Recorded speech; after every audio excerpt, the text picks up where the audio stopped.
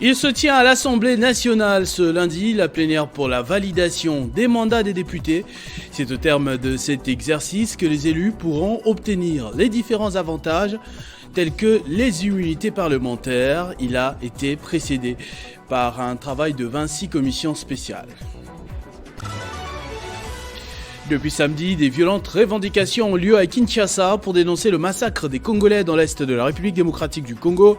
Plusieurs activités ont été paralysées cet avant-midi à Gombe pendant que la police a tenté de contenir sans grand succès les manifestants qui s'en prennent aux chancelleries. La Coupe d'Afrique des Nations ne quittera pas la Côte d'Ivoire jusqu'à au moins 2025. Les éléphants, au terme d'un parcours spectaculaire, ont renversé ce dimanche les Super Eagles pour signer leur 3e sacre continental, un événement excessivement fêté dans le pays depuis ce dimanche. Le bureau d'âge de l'Assemblée nationale a convié les députés nationaux ce lundi à la salle de congrès pour une plénière de validation de mandat. Vendredi, son rapporteur annonçait des avancées significatives dans les travaux des 26 commissions. 21 avaient déjà rendu leur travail. Aujourd'hui, ils pourront obtenir des avantages tels que les immunités parlementaires pour commencer le travail. La grogne a quitté les réseaux sociaux depuis samedi. Comme au Nord Kivu il y a un peu plus d'une année, les Kinois à leur tour ont décidé de prendre à partie les diplomates en poste à Kinshasa ainsi que les différents symboles des nations occidentales, des véhicules brûlés, de pneus également pour bloquer les passages à Gombe, commune des affaires à Kinshasa. Aux abords de l'hôtel de ville de Kinshasa, nous avons aperçu cet avant-midi le vice-premier ministre de l'Intérieur et Sécurité constatant les dégâts et exigeant de la police plus de vigilance pour encadrer ces manifestations qui se voulaient au départ pacifiques. Kinshasa, qui n'est qu'un échantillon de l'indignation de la République démocratique du Congo, ne décolère pas face à l'inaction de la communauté de la République fait constater que ce qui s'est passé aujourd'hui, quand bien même que nous comprenons certaines frustrations de nos compatriotes par rapport à ce qui se passe à l'est du pays, mais la manière dont les manifestants ont procédé viole plusieurs dispositions du droit international. Nous tenons donc à rappeler que les installations des diplomates étrangers, du personnel de la MONUSCO sont inviolables. Le gouvernement de la République ne peut pas accepter que nos citoyens s'attaquent à ce corps qui est bien protégé par le droit international.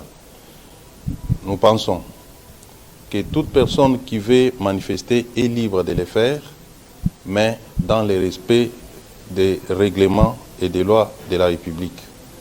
Nous avons un régime sur les manifestations.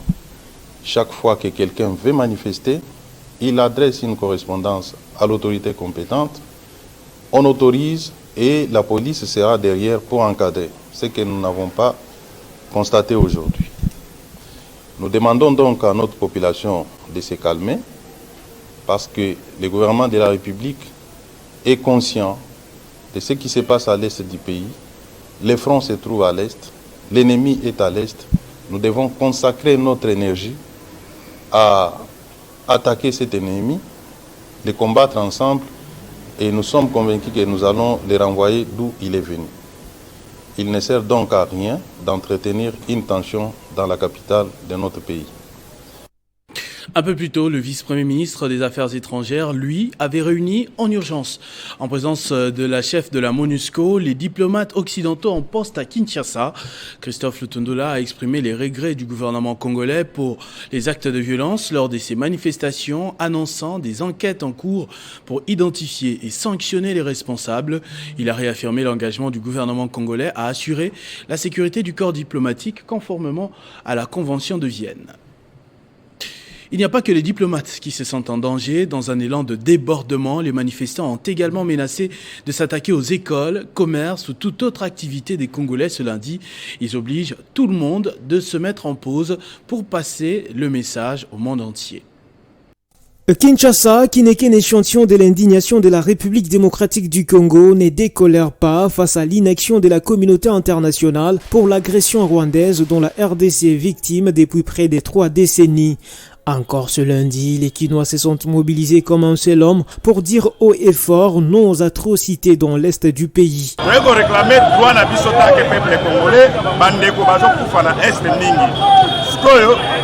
Nous réclamons notre droit. Nos compatriotes meurent dans l'est du pays. Je pense que la MONUSCO est complice dans cette agression parce qu'elle ne fait absolument rien. Nous exigeons son départ sans compte.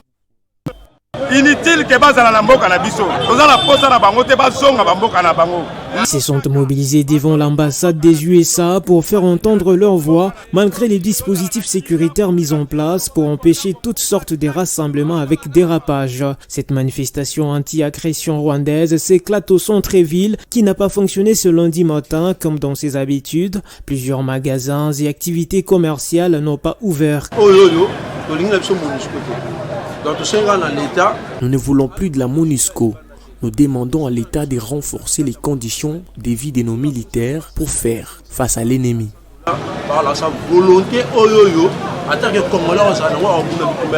Notons que cette timidité des activités n'est que la conséquence des manifestations qui ont éclaté le week-end dernier, ciblant les représentations diplomatiques et certaines organisations internationales.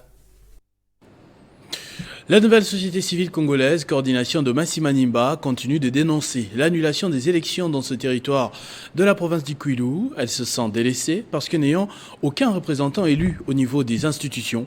Ils ont déposé autrefois un mémo au bureau de la CENI et ont rencontré ce samedi le haut représentant du président de la République pour porter plus haut leur message.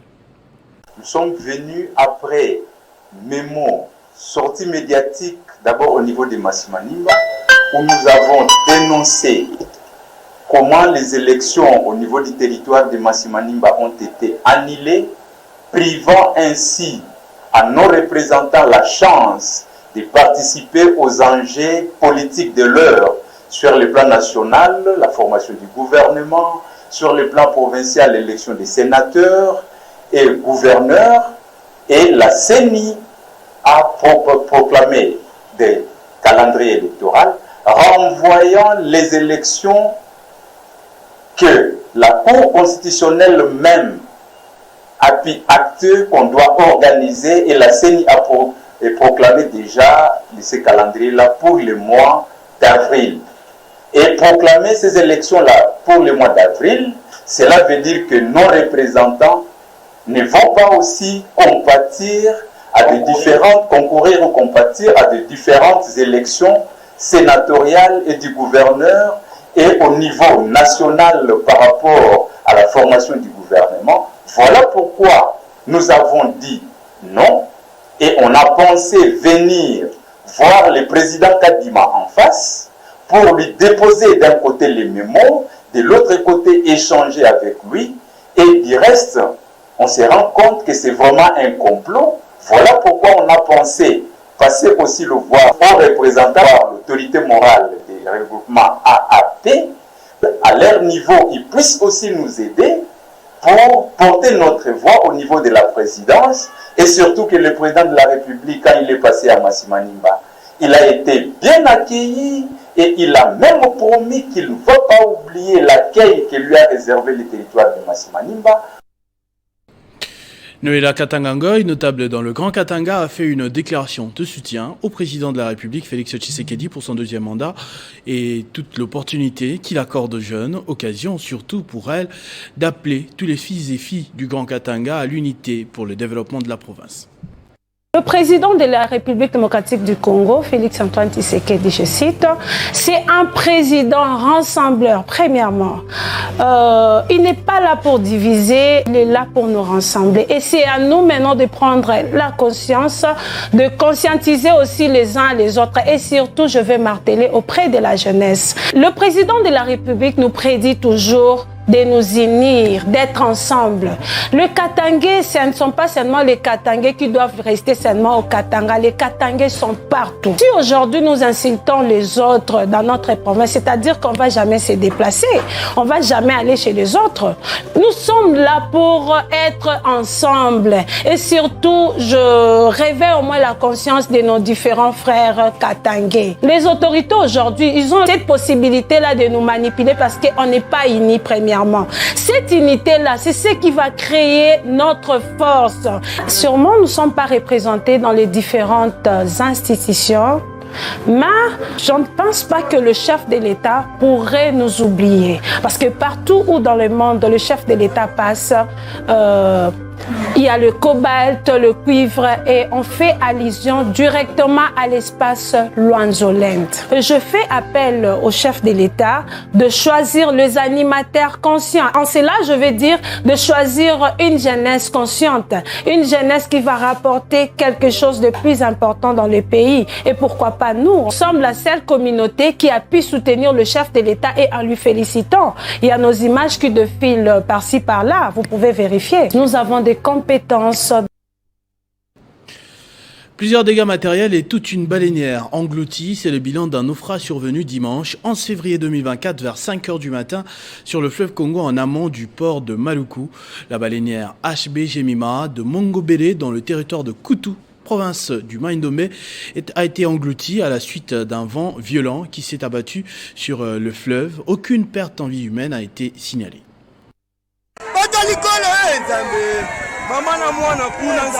Ce naufrage se produit le dimanche 11 février 2024 vers 5 h du matin sur le fleuve Congo, non loin du port de Maluku, en amont du port d'accostage de Kinkole. Bilan, toute la baleinière HB Jemima effondrée sous l'eau, toutes les marchandises noyées, sans perte en vie humaine. HB Jemima de l'armateur Jima Majiben, des Mongobele dans le territoire de Koutou dans la province de Maïndomé en provenance du port de Kinkole pour la province du Maïndomé a connu un accident en amont de Maluku suite à un vent violent qui s'était abattu sur le fleuve.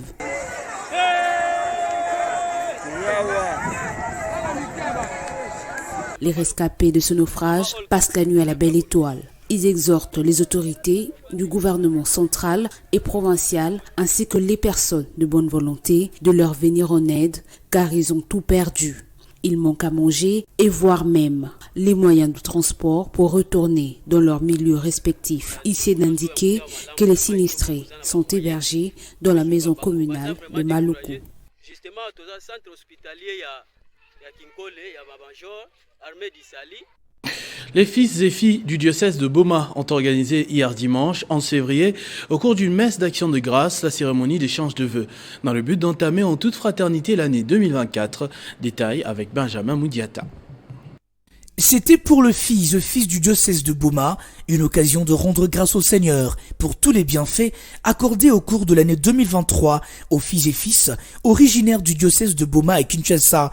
En même temps, une opportunité de confier la nouvelle année entre les mains de Dieu. La messe était célébrée par l'évêque du diocèse de Boma, Monseigneur José-Claude Mbimbamba. Le 3 Makuku, piliers, hommes et femmes, jeunes et vieux, chacun à son niveau, suivant son état de vie, ses talents et ses moyens. Chacun est appelé à apporter sa pierre dans l'édification de l'Église. Quelques personnalités politico-administratives originaires du diocèse de Boma étaient présentes à cette manifestation. Nous sommes retrouvés en famille, c'était extraordinaire, il fallait vraiment contribuer à la réussite de cette manifestation. Je suis très content. Le seul but vraiment, si j'ai bien suivi, c'est le développement du Congo central en particulier et le développement de la République démocratique du Congo en général. La présence des nouveaux députés nouvellement élus a été saluée par l'audience. Ces derniers avaient été présentés pour bénéficier de la bénédiction de l'évêque.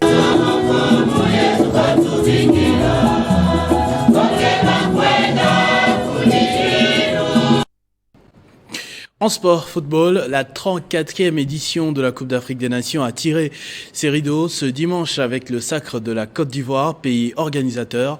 Les éléphants ont soulevé leur 3e trophée au détriment des Super Eagles qu'ils ont battus en finale par 2-1 au stade d'Edimpe d'Abidjan. Les résumés de la rencontre avec Nathalie Yoko. Nigeria qui donne le coup. Qui aurait pu prédire au soir de la fin de la phase de poule que la Côte d'Ivoire allait remporter la CAN 2024? Sans doute pas grand monde, tant les éléphants sont passés proches de l'élimination dès le début de la compétition. Mais à l'issue d'une finale renversante, à l'image de leur parcours, les Ivoiriens ont soulevé la Coupe d'Afrique des Nations ce dimanche à domicile après avoir été plus forts que les Nigeria. Dépassé, le score a été de 2-1 au stade Ndipé à Abidjan. Sébastien Allaire pour faire vibrer pour une première fois. Tout aura été pourtant compliqué pour les hôtes de la compétition, y compris dans cette finale. Malgré un début des rencontres, à l'avantage des Ivoiriens, le Nigeria a refroidi le stade olympique. Sur un corner, peu avant la pause, le capitaine des Super Eagles, William Troost-Ekong, a placé sa tête et mis le pays sur la voie du succès. Le coup de tête 1-0, on joue la 38e minute. de la deuxième journée, c'est lui qui avait offert la victoire. À force de dominer, les éléphants sont revenus. D'abord, grâce à Franck Kessié sur une action similaire au but encaissé. Sur un corner, l'ancien milieu des l'AC Milan a pris les dessus sur la défense nigériane et remis les deux équipes à égalité. Peut-être maintenant, l'égalisation. La voilà, l'égalisation de Franck Kessié. Puis, alors que la prolongation approchait, Sébastien Allaire est devenu le héros de la soirée. L'avant-centre, guéri d'un cancer il y a 1 an à peine, a offert du bout du pied droit le sacre à tout un peu. Le centre, non. Et la déviation. C'est un but marqué contre son camp sous la menace de Sébastien Allaire. Deuxième but des éléphants et ce sera le but du break. La finale sous la pression de Sébastien Allaire. Une finale à l'image d'un parcours plus sinueux, car si les hommes de Jean-Louis Gasset avaient démarré la compétition par une victoire contre la Guinée, ils s'étaient pris les pieds dans les tapis face au Nigeria 1-0 et surtout la Guinée équatoriale 4-0. Sans Gasset, démissionnaire, les éléphants miraculés d'être en 8e de finale grâce au Maroc se sont relevés. Amenés par Hermès Faye, ils ont tour à tour éliminé le Sénégal tenant du titre au tir au but, le Mali et la République démocratique du Congo avant de finir en apothéose ce dimanche face au Nigeria. Si la Côte d'Ivoire soulève son 3e trophée de l'histoire.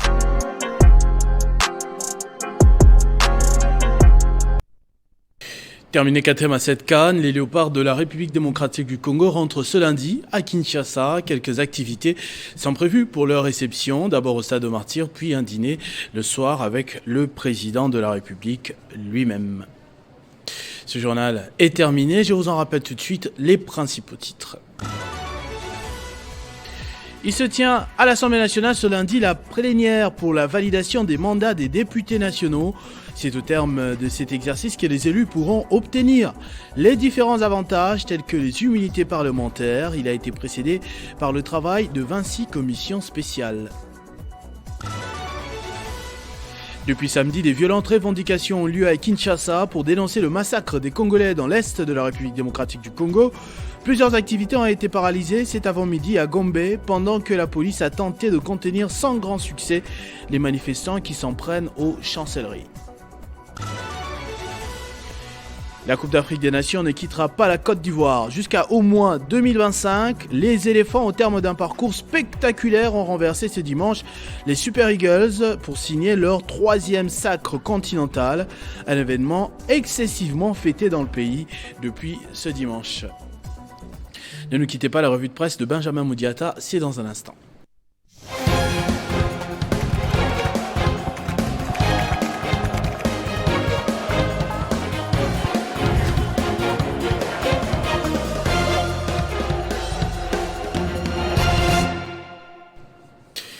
C'est Benjamin Moudiata qui va me rejoindre de l'autre côté du plateau. Bonjour et bienvenue. Bonjour à vous Christopher, merci beaucoup.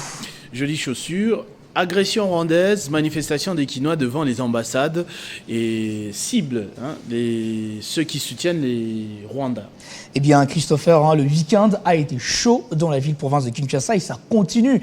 D'ailleurs, en ce moment, on observe de manifestations devant les ambassades de pays occidentaux accusés de soutenir le Rwanda, notamment les États-Unis d'Amérique, la France et le Royaume-Uni. À la une du média en ligne congomedia.com.net, on trouve Kinshasa, manifestation devant les ambassades de pays occidentaux accusés de soutenir le Rwanda. Ce média signale même qu'un écho de ces protestations a également été observé à Ottawa, Canada, où le groupe des Congolais a manifesté devant l'ambassade américaine, reprochant aux États-Unis leur soutien au Rwanda et à Kagame.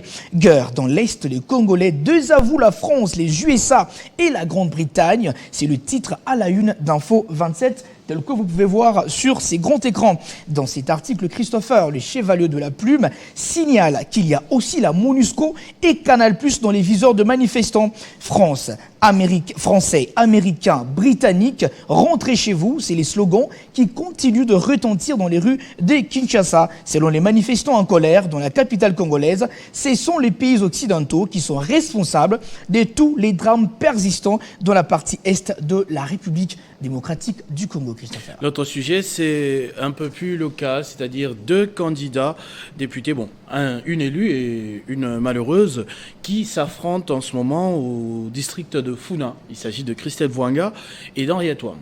Justement, Christopher, c'est l'un des sujets les plus abordés par les médias, par le tabloïd paru ce lundi à Kinshasa la Belle. Nous sommes sur le journal Info.27, toujours, encore une fois, avec le titre « Élection 2023, Christelle Vwanga et Henriette Ouamou à couteau tiré pour un siège à Funa ». Dans ses colonnes intérieures, ce média souligne que Christelle Vwanga, députée élue de la Funa, est très remontée contre Henriette Ouamou, députée de la législature 2018-2023, qui n'a pas été élue au dernier suffrage, aux dernières législatives. L'affaire est enrôlée sous le numéro RC 466 et dans ce dossier, Christelle Vwanga dénonce, poursuit l'article, le comportement de la candidate Henriette Ouamou. D'un média à un autre, Netic News aborde le sujet avec un titre plutôt direct, Christopher.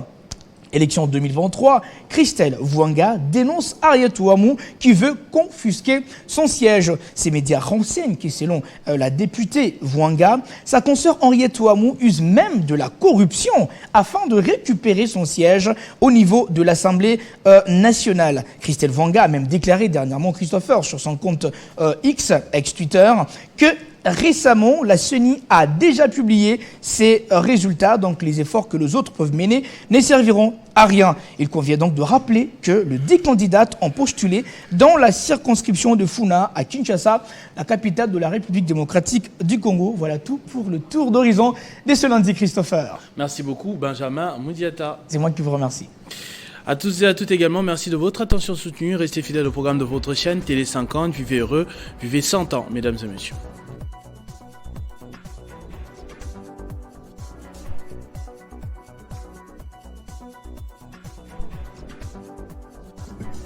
Retrouvez toute l'actualité en continu sur www.tele50.cd.